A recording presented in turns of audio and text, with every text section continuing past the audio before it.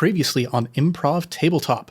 Finding themselves deep down in the mines, which were connected to the sewers, in a place where all their friends had been kidnapped by ghosts, our heroes hid in some barrels from Rick Moranis, who was possessed by a terrible demonic force that gave him great strength.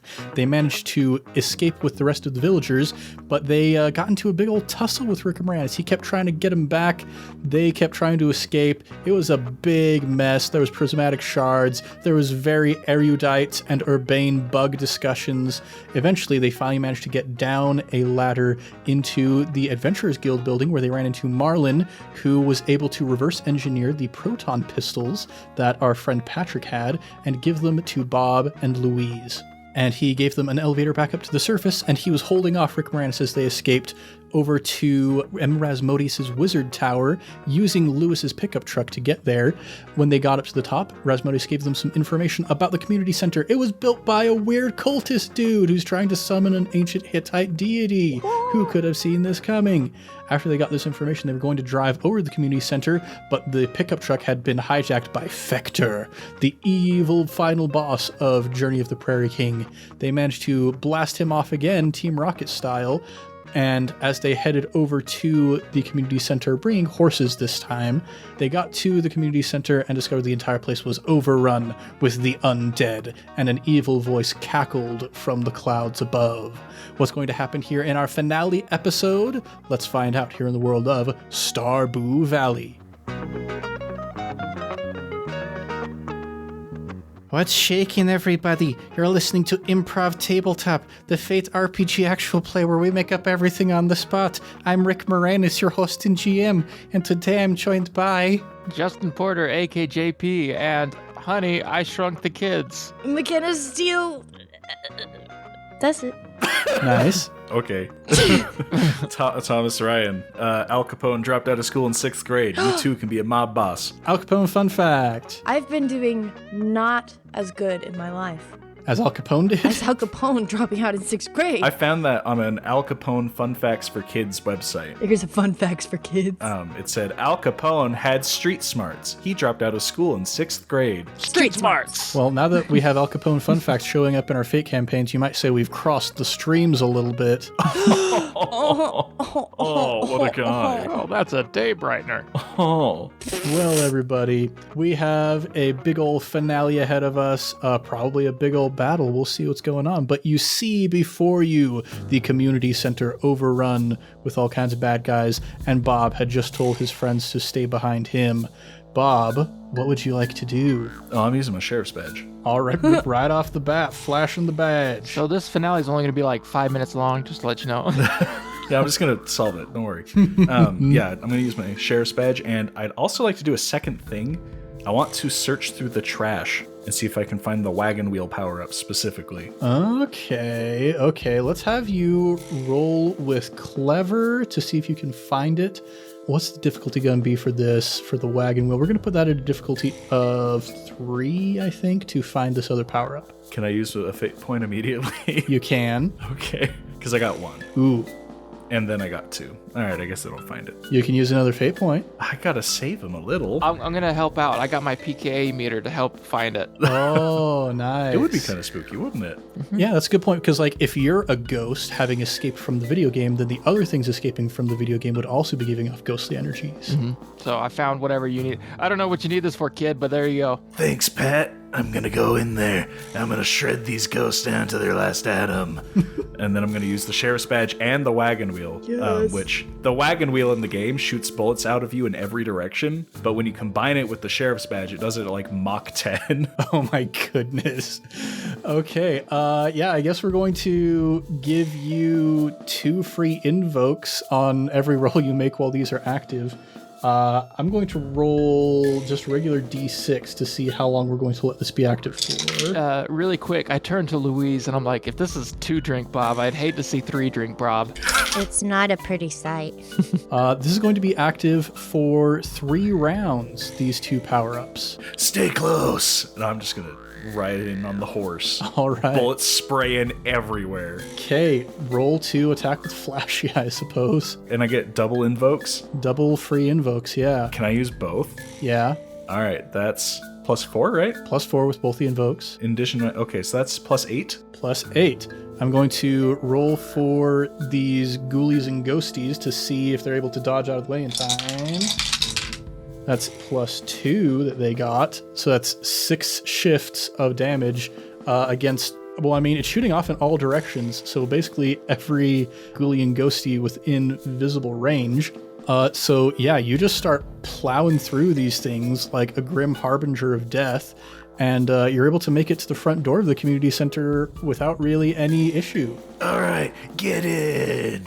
I'm going to kick the door open from my horse. All right, you get into the front lobby area of the community center, and you hear like weird rustling and creaking noises coming from all kinds of different directions. Like, oh, there's something in that room? Oh, I don't see anything. Is there something in that room? Oh, it must have slipped in my vision. What's going on? Where is kind of the locus of power happening here in the community center? I pull out the PKE meter and start going around. All right, go ahead and roll to overcome with clever. Flat 0. Ooh, there is like so much spiritual energy going on in this room that your PKE meter is wigging out. Like every single direction you turn, you're getting weird readings going on. Well, we can definitely rule out that it's paranormal in here. And I put that thing back. Well, I mean, the altar's at the top. All right, let's find some stairs or something. All right, so you start looking around to see if there are some stairs, some way that you can get to the top of the building here. Let's have Louise, you go ahead and roll with clever to see if you can find something. +2? +2. All right, so like you enter the community center and you go right, and then you go up, and there's this big office-looking place with a huge safe in the back. Mm-hmm. You hear this noise coming from that room, and as you peer through, you can see there's like this weird light emanating from the cracks around the door to the safe, and like little sparks of electricity popping out of it, and you hear this weird like roaring noise coming from the other side. I'm gonna go try and open it. All right, it does appear to be locked. How would you like to try and get into the safe? I got this one. Oh, you got this one? Yeah, because I remember specifically when I did my special powers, the PKE meter, I said that it would be like the Doctor Who sonic screwdriver, can do like anything. That's right. Nice. So I'm going to use the PKE meter to open it. All right, roll to overcome with clever. 3. All right. Yeah, Louise, you put away your explosives that you were getting so excited to use to blow up this safe. Later, friends. But you hear a click on the inside of the tumblers falling into place. And as you slowly open up the door, you can see there's like a pathway leading into the safe, going beyond the back of the safe, beyond the back of the room, beyond the back of the community center, leading off into the strange, like, light-filled realm outside of your own. I guess we go in? Let's roll. As you step inside, you hear that voice from the clouds above come back, that chuckle. I must thank you, Bob, for freeing me of my physical form. Now I can take on a new physical form, one of your own imagining. Choose and perish. All right, everybody, do not think anything. Just Think blank. Clear your mind. Think blank. Think blank. Everybody, roll to overcome with clever to see if you can remove all thoughts from your mind against a difficulty of, let's say, 2, 3. Most of you aren't all that clever. Let's say 2. I got 3. I got 2. I just want to show you guys what I rolled. Whoa! Ooh, 4 minuses. That's bad. That's really bad. That's the worst it can be. That really is the worst it can be. I am going to use a fate point All right. to invoke. I ain't afraid of no ghosts. That definitely makes sense to me. That makes it a +3. Okay, so that is a success. Oh, thank goodness. I've got an idea. Patrick, your trouble is walking red flag. Mm-hmm. Are there any X's in Patrick's life? Oh, there's plenty of X's. Plenty of X's. No. Is there any particular X who maybe would be especially at the front of his mind in a time where he's going through traumatic events? Yeah, I'm going to say her name is Linda. All right. Because the only thing I can think of is we have a Bob, a Louise. We just need a Linda for Bob's Burgers to happen. Yeah. All right. If you would like to accept this compel, I could give you a fate point if you just, think about Linda for a second. All right, I do it. All right. You get your fate point, and you hear the voice from above say, "It has been chosen." you look into this sort of nightmare realm that you find yourselves in, and there's a staircase leading up to a door to the top of the community center. All right, let's go up towards the staircase. You open up the door, and as you do, you see on the other side, like, it takes a while to open the door because this torrential wind coming from the other side. But as you push it open, you can see in the center of the roof of the community center, there's this weird altar, and standing on top of it, the source of all of this wind that's blasting back at you. Patrick, tell us what Linda looks like. She's... I mean, it's spitting image of Linda from Bob's Burgers, if you've ever seen that. Brilliant. And she sounds just like her, too. Oh, go Ned. Do you know Linda's... She turns around and she says, Patrick, you should have asked the witch to make me forget all about you. Ah, Linda. Is this a good Linda voice? I don't know. Yeah. It's really not horribly far off. Yeah. Okay. And she turns to your compatriots and says, Now that I have taken on a grander form than that which I was programmed with to begin with, Fector, now Linda, now powerful beyond belief. and she points her finger at the sky, and lightning shoots out of her fingertips into the clouds. I feel like she would sing a song as she does that, too. Oh, I'm full of energy. Yeah, Lightning exactly. into the clouds today. This is ridiculous. And maybe the lightning will shoot you as well and make you feel like you gotta pay for breaking my heart. Evan's gonna cry. You're breaking Evan's heart right now. I have not seen much Bob's Burgers, if I'm being completely honest. But that's exactly spot on, though, so you're good. Oh, your song was perfect, Linda. Yeah. Okay. That was a Linda song right there. All right, I'm glad that I have subconsciously tapped into the collective unconscious of Linda Belcher. So yeah, as she finishes this song, she does a little spin on her heels and then does like finger guns and shoots lightning in the direction of you three. Let's have everybody roll to defend. How would you like to try and not get struck by this lightning? In a split second, I just jump out of the way. All right, sounds quick to me. Yeah, I think I'll just duck. All right, let's have you roll quick as well. I'm going to lay flat on the ground. Literally flat on the ground. Flat on the ground. Oh, very flat on the ground. Since you are invoking your pixeliness, I think we can have you roll with flashy. We are going to have Linda roll to attack with flashy as well. Linda gets a +7. Oh, gosh. Dang it. Okay, I did not pass. I got a 0. I got a 3. I got a +6, and I'm going to invoke a fate point.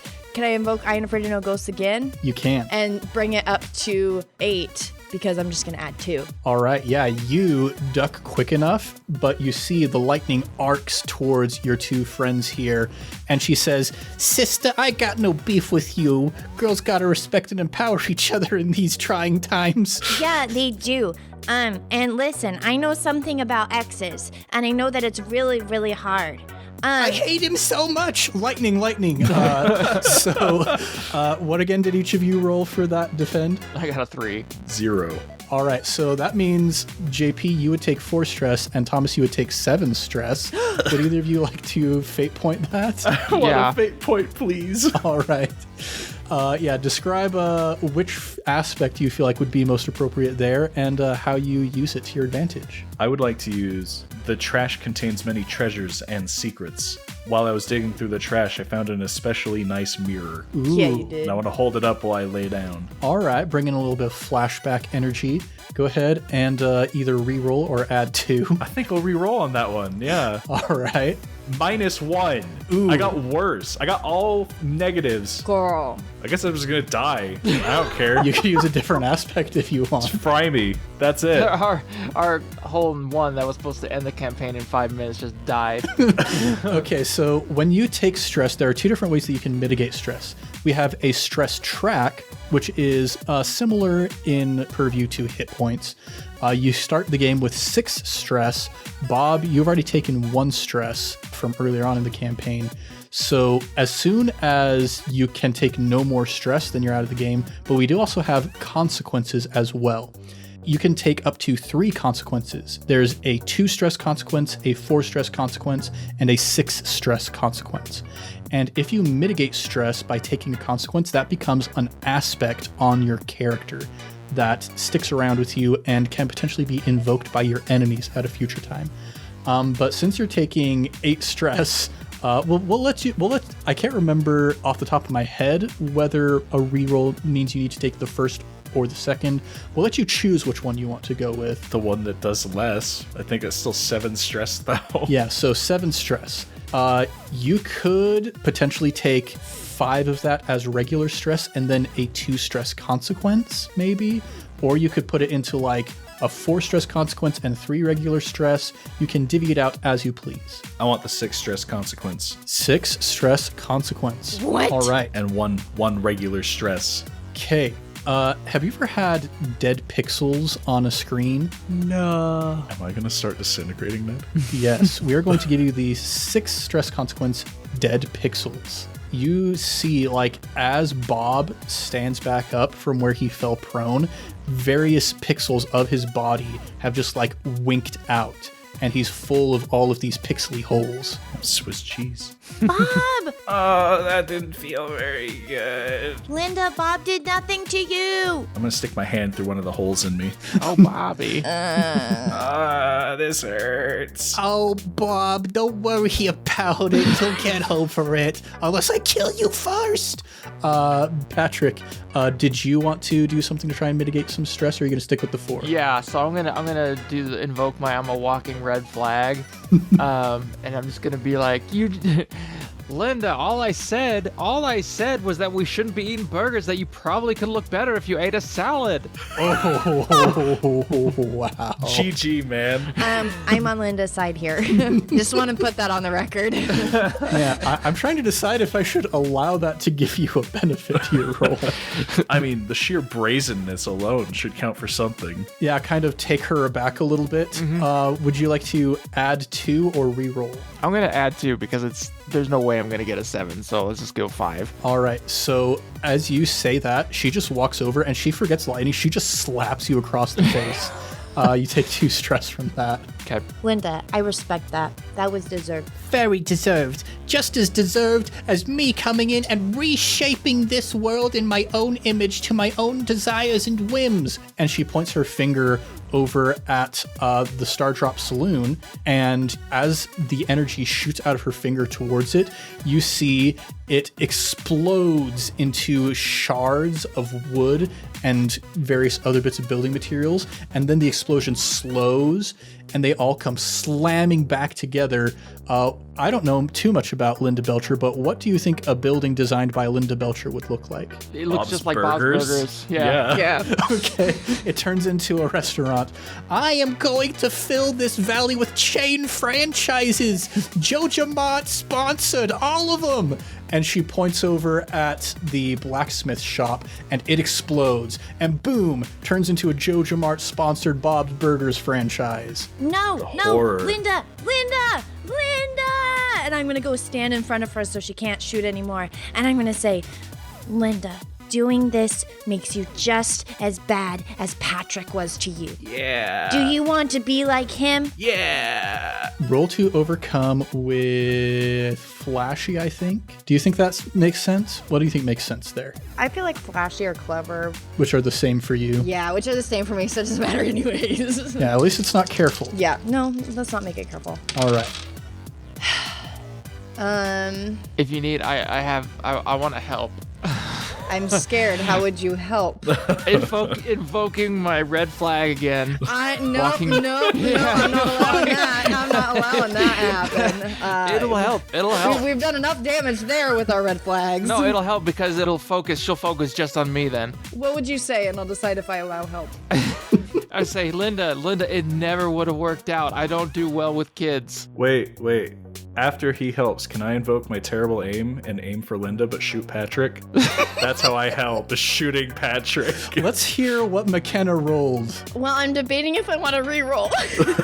What, you can always re-roll after you tell me what the result is if you want. Right now, it is a 0. A 0. All right, I'm going to roll for Linda just to see. She's going to roll with Clever to try and stave off your approach. She gets a +2. But my help.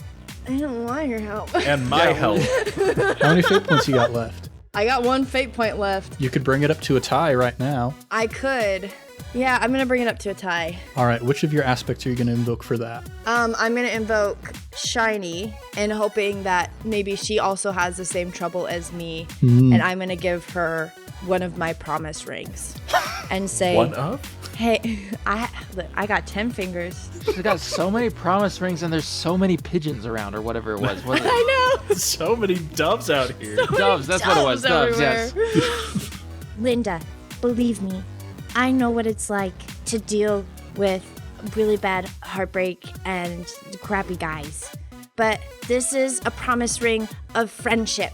And maybe with the power of friendship, we don't have to worry about it anymore, because when you have a friend to help you through the bad times, it's not so bad. She reaches out and she takes the promise ring and she says, "Darling, I like you. We'll be friends. And you're right, I don't want to be anything like Patrick." And she looks over at him and gives him a once-over. "He's too human. 1 head, 2 legs, 2 arms. I don't want to be anything like Patrick." And you see she starts to morph. Her arms, each finger splits into a tentacle, and her arms all split into tentacles as well, all the way up. Her mouth opens up, and then another mouth opens up beneath it, and another beneath that. Oh my gosh, it's like the Office Space. Yeah. She starts to grow into this sort of chthonic being of great power and unknowability, and starts to shamble towards Patrick, and she turns to you and says, "Don't worry, you're cool. I got no beef with you, but this bozo right here." And she balls up a bunch of her tentacles into one big fist and goes to take a swipe at Patrick. Patrick, how would you like to defend against this attack? Well, I'm going to invoke something I didn't know how I was going to invoke until recently. It's the audience suggestion, there is no valley, only Zool. And I'm going to be like, I keep this only for special occasions, and I got another one of those Pokeball things, and it's going to release Zool. Release Zool? What? You've just had Zool on you the whole time? Yeah, I mean, it was too dangerous to just keep somewhere. I mean, someone could open it randomly, but I guess this is the only, break in case of emergencies, am I right? All right, yeah, go ahead and roll to defend. Actually, I think you're kind of turning this attack back on her. Roll to attack with Clever. Okay. She's attacking with Forceful. That's a +5. Linda only got a +4. Nice. So you see the trap explode right as she's about to hit you, and she goes backflipping across the roof of the community center, sprawling out. And as she looks up, standing between her and you is Sigourney Weaver. Yes. No! And Sigourney Weaver turns back towards you, Patrick, and says, "Are you the Keymaster?" Babe, I'll be whatever you need me to be. And she starts walking towards you, and Linda goes, "Oh, I am not going to see my ex get hit on right in front of me like this." and she's going to try and attack Zool. So she's completely distracted by what's going on here. So at this point, I'm not going to make them roll for this. I'm not going to make my NPCs roll against each other. They're caught in like this big kaiju battle. You see that Sigourney Weaver, Dana, I guess, is the character's name. I should probably use the character's name instead of the actress's name. Yeah. Dana also starts to like grow and morph. And you have these two like ancient Hittite deity kaijus battling against each other on top of the community center. What would you guys like to do? I think your town's toast. I'm sorry. No, we have to save the town. The town is toast when I say it's toast. I'm gonna explode the community center. Come on! And then I'm going to go explode the community center. Oh, yeah, easy as that. Roll with forceful. Chop, chop. Let's go. I'll help because I did say in the last episode that I was going to use some experimental equipment that I have, and I have some like ghost exploding, I don't know, paranormal bombs in my bag. I go and I plant them around the community center. Yeah, and I'll plant some of my other bombs and explosives that I have. Just because if Here's the thing. If we can get out the honing beacon that is this, and she's distracted up there with their little battle going on, then we can just... Because I'm assuming if we have lots of bombs, it'll explode lots of times. And it'll explode the whole thing. And I actually have like a really good community center idea that actually I've been pitching for quite a while. So this actually works out like pretty well in my favor if we explode it. So any objections? No, but I think I could help. All right, here's what I'm thinking. So this building being kind of the spiritual satellite that it is, it's all kinds of suffused with weird energy. And like you saw when she exploded those other buildings, they started exploding, but then they just reformed. The energy sucked them back together. Right. So you guys are going to need to find a few like key areas within sort of the lattice work of this spiritual network that are going to be particularly weak against these explosives. So let's have, I guess, our paranormal investigator, let's have you roll with Clever to see if you can start locating one of these weak points. All right, and I pull out my PKE meter. Man, this is great. +5. +5, yeah. That's going to be success with style. You're looking around and you can see that there is one of these weak points. It's exactly in the very center of the front lobby, like in front of the fireplace that has the display up above it. Actually, you know what? We'll put it in the center because like above the fireplace, there's that board that has the 6 little slots in it, kind of arranged in a circle. Mm-hmm. It's at the very center of those 6 little dots there in the middle of that board. All right, well, I plant one of my explosives there. All right. You get down there, and as you're like walking through, the roof starts to collapse in a certain area. I'm going to need everybody to roll to defend to avoid being struck by some of this falling debris. I'm thinking that could probably be quick, unless any of you have another way that you'd like to go with it. I'm fine with quick. Quick's good for me. Yeah, quick. I got a +3. All right. Roll to defend with quick against a difficulty of 2. I got 2. +3. I have +3. All right, so all of you dodge out of the way, and as there's like this hole up in the ceiling now, you have just enough of a moment to hear Linda say, "Oh, you slapped too hard!" And then they go back up into their battle. And now, Louise, you also are going to look for a place to drop some explosives. Mm-hmm. Let's have you roll, probably Clever as well to see if you can locate one of the areas. A 0. And you have no fate points left, you I say? have no fate points left. I used all my fate points. Can you donate fate points? But if I'm using my stunt explosives, technically. That's right, you haven't actually used your stunt yet. And also, real quick, I forgot to give JP your boost for success with style. Your boost is going to be called a weakening in the field. You just have kind of a more innate sense. Like now that you've placed this first one, you're starting to attune more to these spiritual energies. And I'll say that you could give this boost to one of your friends if you feel like they need it as well. Yeah, I'll give it to Louise. Okay. I will use that boost then. Wait, what do I have to beat? You have to be a 2. I'm at a 0, and then I have... It would make me match a 2, but I have to beat the 2. If you tie on this overcome, then you would succeed at a minor cost. Okay, I'll succeed at a minor cost. All right. So you're looking around, you're thinking, okay, where could it be? The fridge in the kitchen area. You think back to like there was the door to the safe. That seemed to have like some kind of portal behind it. Maybe there's a portal inside the fridge. You head over to the fridge and you open it up, and there's a beast on the other side yelling Zool, and you just like put the explosives in there, close it real quick. But you do get a little bit of kind of ghost burn, like sunburn, I guess, ghost burn across your face. That's fine. We'll give you 2 stress for that. And now, Bob, you said that you were also going to help somehow. How is Bob going to help in this situation? I'm going to look through the trash. The trash contains many treasures and secrets. Yes. And I want to see if it happens to contain something called a screen nuke.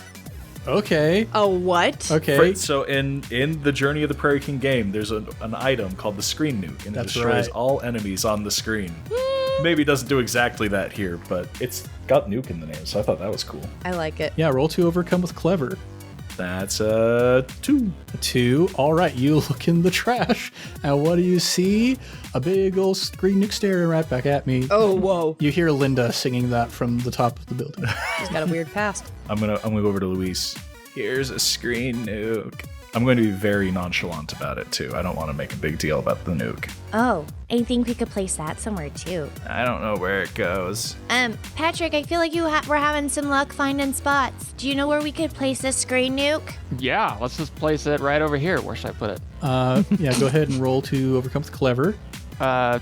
+2. All right, you think far east side, the boiler. Yeah, let's place it in the boiler. I mean, that makes perfect sense, right? Oh, okay. Yeah, it'll heat the nuke up and it'll go. Yeah, so you place it, you've got one explosive on the very far eastern wing, one explosive in the very far western wing, one in the very center, and so you've got your explosives placed. What would you like to do? Run out of the building and hit the button. Yeah, we probably should get some cover, yeah. Yeah. All right. Grab our horses too. Grab the horses too. Make sure they're out of the way. Yeah, you find the horse. He's like, man, there's weird stuff going on up there. There's 2 ladies having a big old cat fight on the roof. Yeah, we need to talk to the witch later. But for now, you take the other horses and you giddy on up back to the stable. And they start running off, and one of the horses is like, all I wanted to do was see them turn into a giant woman. Or me too. How many TV shows can we throw into this campaign? Exactly. All of them. All right, yeah, you go rushing off far, far away from the community center to the point where, let's say you go back to Rasmodis' tower. That's pretty far away from the community center. It's way far. Presumably you've got some kind of remote detonation system set Detonation device. Yep. All right. At the same time, put our hands in. All right, put the hands in and push. And with the stunt of explosives, for a moment it goes completely silent, and then everything is light and everything is sound. All perceivable aspects of the world around you are burning in a single instant. Total protonic reversal. Cats living with dogs in harmony. Complete madness. Good reference. And we're going to fast forward to the construction site of the new community center in Stardew Valley. In Pelican Town, I think is actually the name of the town. Yes, it is Pelican Town. Good job. Okay. And Lewis is standing next to you, Louise, and he's like, well, I wasn't entirely convinced, but I think it's coming along pretty well. What does the beginnings of the construction of the new community center look like? So it's gonna look kind of like a castle, and inside there's a little open area, like with tables that people can hang out and play games at, and it has like an open roof concept but that can like remote close for like rainy days or cold days. But it's got like a lot of tables, like picnic type tables in the center. So we've got those placed just so we can kind of have a general idea of how many we want in there. But then outside of that, there are little offshoot rooms that there's like a little coffee shop where you can go get your coffee, and it's like a little kitchen area. And then there's like another little area that's full of board games that you can go pick from.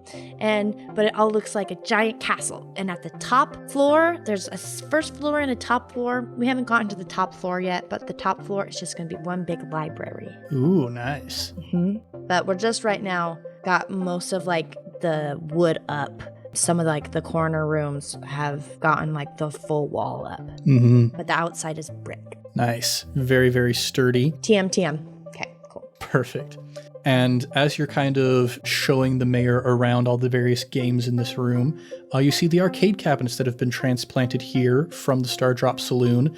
And Clint is currently pounding away at one of them, and he slams a panel on the side and turns to you, Bob, and says, well, we got your machine fixed if you want to go back inside. I love Clint's voice so much. It's so perfect. Like, none of them have actual speaking voices, but that sounds exactly like I imagine Clint. It's exactly what he would sound like. Yeah, Clint looks at you, Bob. He's like, I don't know why we had the mayor trying to fix this in the first place when I'm the one who fixes stuff in this town. But here we are. I do my job well. You do, Clint. Oh, thank you very much. It looks beautiful. I was hoping maybe I could stick around the town a little longer, though. Yeah, now that you've defeated Fector, your ancient arch nemesis, and sent them back to whatever realm from beyond the beyond they initially came from, there's not going to be a lot for you to do in this machine, I would imagine. Well, I mean, I could hang out. I do have a wife in there. Oh, well. I don't want to go back yet, though. I get that. Yeah, I suppose if you decide that you like it out here better than you like it in there, I know this witch in the woods. Oh, no, it's fine. I like my wife. I just really enjoy the three-dimensional world. Well, maybe I can look up and talk to Rasmodius about bringing your wife here. That would be lovely. And I do still have to fix up the rest of your dead pixels. We don't want your wife seeing you like that. No, they're pretty cool. These are what we call scars where I'm from. Ah, the chicks dig a man with scars. She really digs them. And he holds up his gnarled blacksmith hands covered in burn scars and whatnot. High five, brother. I'm gonna high five him. Freeze frame as we transition over to Patrick. You've got your ticket. The train is about to come into the station. How are you feeling about your time here in Stardew Valley? Well, I got my paycheck, and, can't say that this was the first time that an ex has tried to ruin my life, so pretty normal day for me. I think I'll go back to New York and get myself a drink and a hot dog and move on to my next job. And Lewis comes up to say goodbye to you, and he's like, part of me feels like it would be thematically appropriate of me if I were to invite you to stay, but also it seems like you don't want to stay, and you're kind of a big sleazebag, and I'm not sure we want you around here anymore. If I had a nickel. All right, I'll see you guys later. Yeah, if we ever have any more ghost problems, I mean, there are ghost problems still in the mines, completely separate from all that stuff that was going on with Fector in the first place, so maybe we'll come to hire you again someday. Who knows? All right, my rates have gone up a little bit, but... Maybe we won't hire you again. He gives you a firm handshake and says, see you maybe never again. Sounds good. And as you go chugga-chugga-chugging off into the distance, the sun begins to set on Pelican Town here in the Valley of Stardews. All of the villagers begin gathering to the south of town for a grand festival full of delicious foods and dancing and exchanging of gifts.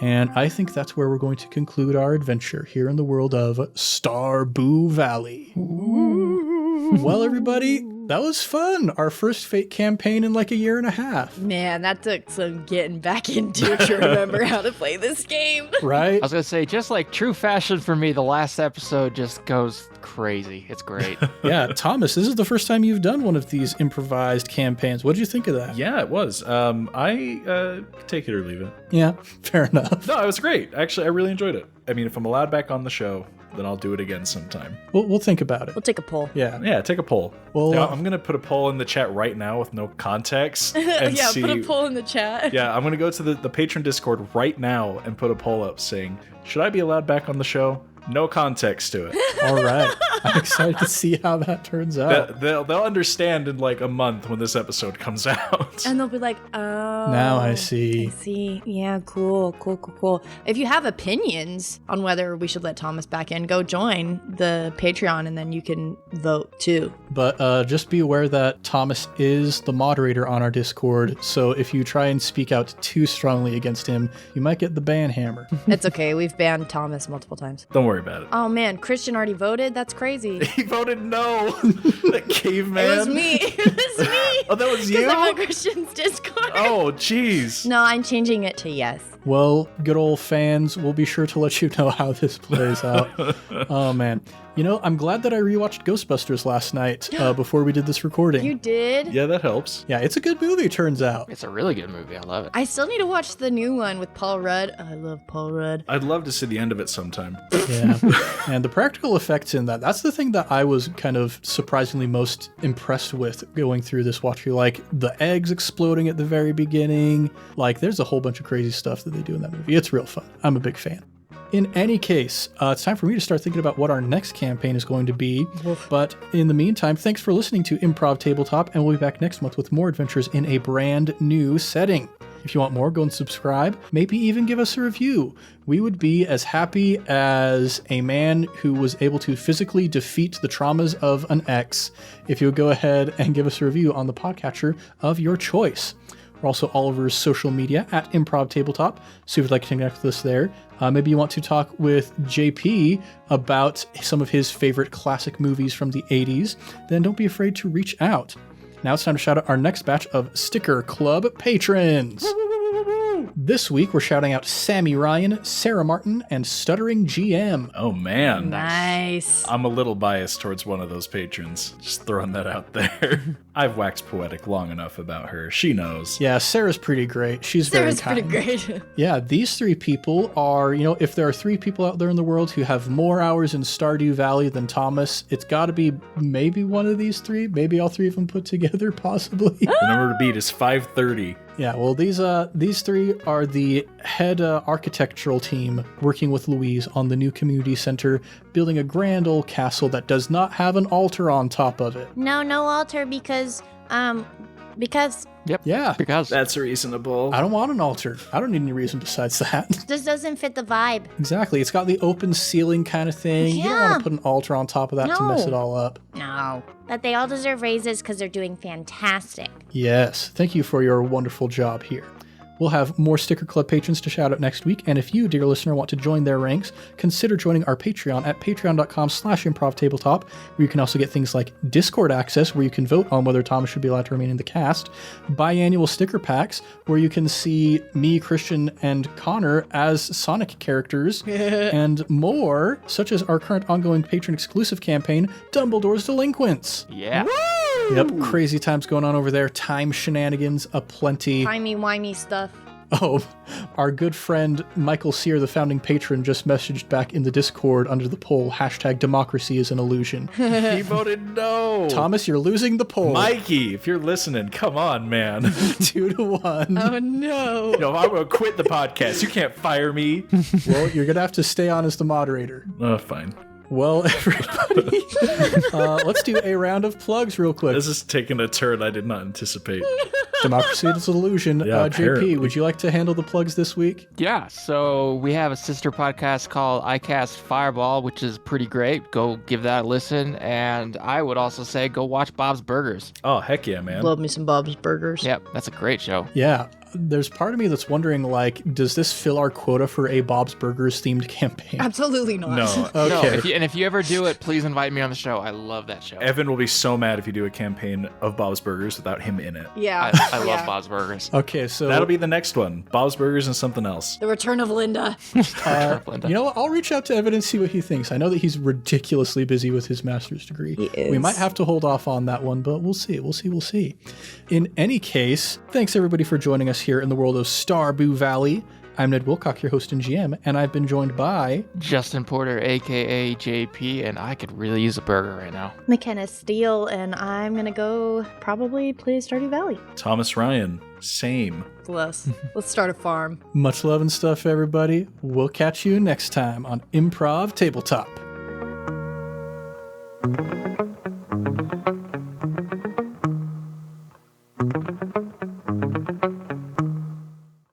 Wait, shoot. Bob's Burgers and Doctor Who. It's a time-traveling diner. I think we can probably live without Shrektor Who. Oh, Star Shrek. I mean, you could even, if you want to go all the way, All-Star Shrek. Just throwing it out there, man.